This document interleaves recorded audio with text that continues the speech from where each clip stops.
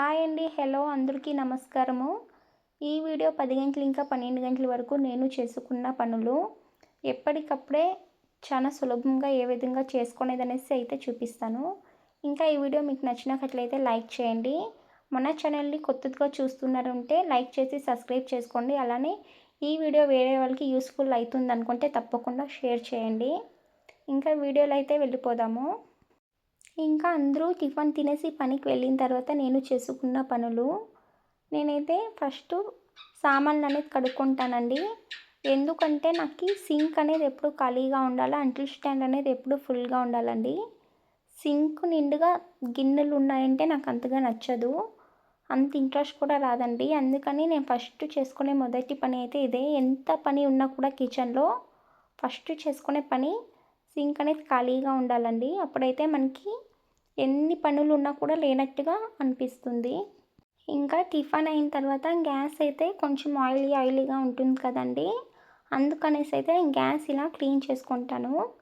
మంగళవారము శుక్రవారము compulsory నీళ్ళేసి కడుక్కుంటానండి. Normal డేస్లో అయితే ఇలా సోప్తోనే ఇలా క్లీన్గా తుడుచుకుంటానమాట. అప్పటికప్పుడే తుడుచుకొనేస్తానండి. ఇవాళైతే కొంచెం చాలా గలీజ్ చేసింది, అందుకనేసి అయితే కొంచెం చాలా సేపు అయితే టైం పట్టింది. దాదాపు ఒక 10 మినిట్స్ అయినా తీసుకునిందండి గ్యాస్ క్లీన్ చేసేదానికి.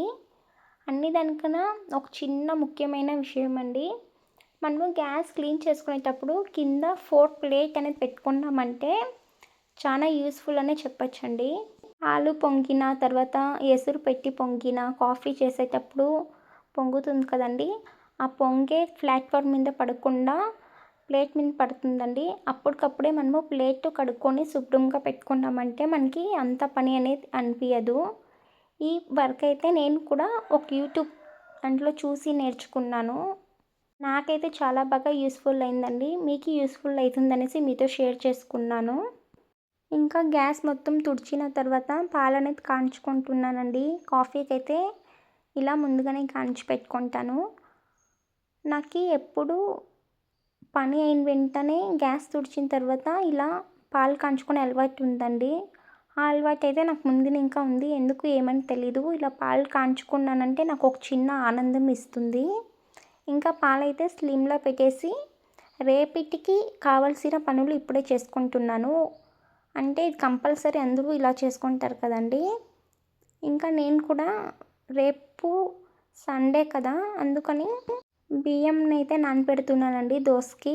ఇంకా 2 గ్లాసులు రేషన్ బియ్యం అయితే కడుక్కొని శుభ్రంగా అందులోనే 1 గ్లాస్ మినపప్పు అయితే వేసుకొని నానబెట్టుకుంటున్నాను. ఒక 4 ఇంకా 5 సార్లు అయితే కడుక్కోవాలండి. దాంట్లో చాలా ధూళి అనేది ఉంటుంది, అందుకనేసి అయితే 4 ఇంకా 5 సార్లు చాలా శుభ్రంగా కడుక్కొని సైడ్లో అయితే పెట్టుకుంటున్నాను.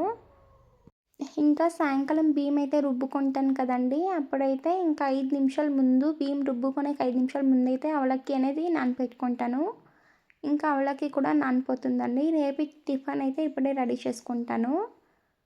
ఇంకా టిఫిన్ సంగతి అయితే రేపటికి అంత టెన్షన్ ఉండదండి, ఏం చేసుకునేది ఏమనేసి అయితే. ఇంకా బియ్యం మొత్తం కడిగి శుభ్రం చేసుకునే లోపు పాలైతే పొంగొచ్చింది. పాలైతే ఆఫ్ చేసుకున్నాను. ఇంకా నేనైతే ఒక కప్పు కాఫీ చేసుకొని అయితే పని స్టార్ట్ చేస్తానండి. ఆ వీడియో అయితే తీయలేదు.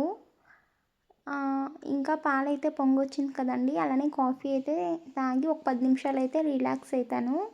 నేను నార్మల్గా కాఫీ చేసిన తర్వాత పనులు స్టార్ట్ చేస్తానండి. అది ఒక నాకు చిన్న అలవాటు.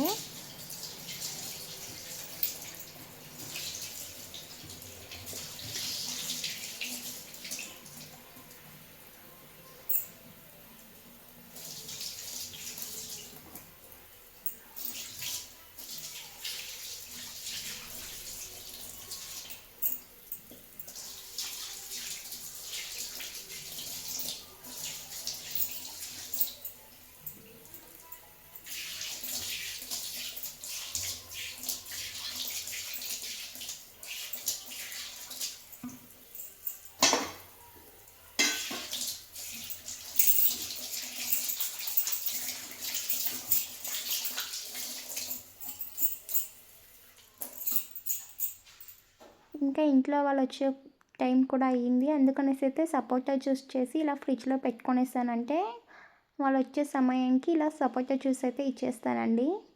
ఇంకా సపోటా జ్యూస్ అయితే నాకు చాలా ఇష్టమండి. సపోటా జ్యూస్ నేను కంపల్సరీ తాగుతాను. ఇప్పుడు సీజన్ అయితే లేదండి. నేనైతే మార్కెట్‌కి వెళ్ళినప్పుడు రూ. 80 ఇచ్చి తీసుకున్నాను. వాళ్ళు స్వీట్ లేదంటే ఇయ్యదమ్మా అని చెప్పారు. నేనైతే డౌట్ మీద తీసుకున్నానండి. కానీ చాలా బాగుంది సపోటా. స్వీట్ అయితే చాలా బాగుందండి. ఇంకా నాకే అనిపించింది మళ్ళా అయ్యో! తీసుకుంటే బాగుండు కదా అనేసి. ఇంకా సపోటా జ్యూస్ అయితే గ్లాస్‌లో పోసుకొని ఫ్రిడ్జ్‌లో అయితే పెట్టానండి. ఇంక వాళ్ళొచ్చే సమయానికైతే ఇయ్యొచ్చు అని. ఇంకా బియ్యం పిండి అయితే ఇలా ముందుగానే కలిపి పెట్టుకున్నాను. అది మొత్తం 15 నిమిషాల వరకైతే బాగా నానుంటుంది. ఇంకా రొట్టె అయితే ఆఫ్టర్‌నూన్ కాలుద్దామనేసి అయితే కాలుస్తున్నానండి వేడి వేడిగా. ఇంక ఇంట్లో వాళ్ళు కూడా వచ్చారు.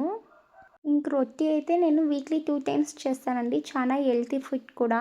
చాలా బావుంటుంది టేస్ట్ కూడా. నేనైతే ఏమీ వేయనండి. సింపుల్‌గా చేసుకుంటాను.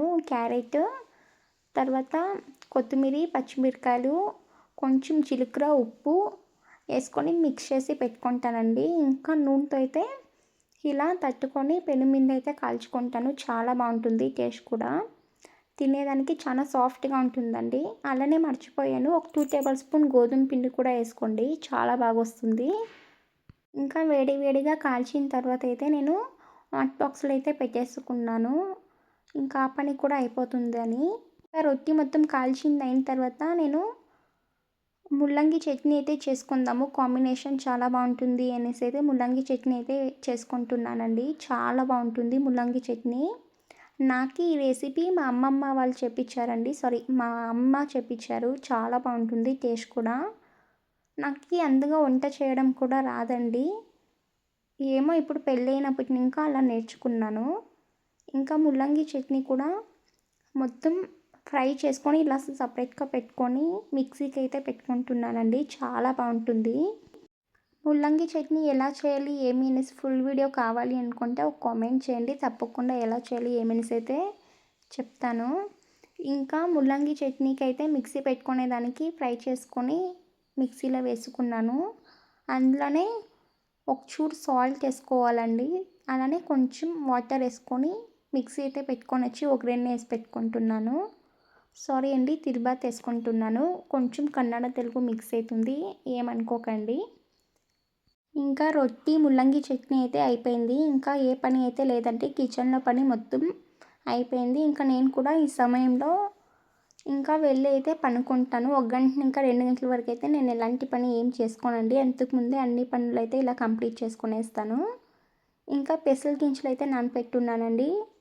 ఈవినింగ్ సలాడ్ చేద్దాము అనేసి. ఇంకా 4:00 లేసి పనులైతే స్టార్ట్ చేసుకుంటాను. వీడియో నచ్చిందా? నచ్చినట్లయితే ఒక చిన్న కామెంట్ చేయండి. నెక్స్ట్ వీడియోలో అయితే కలుద్దాము.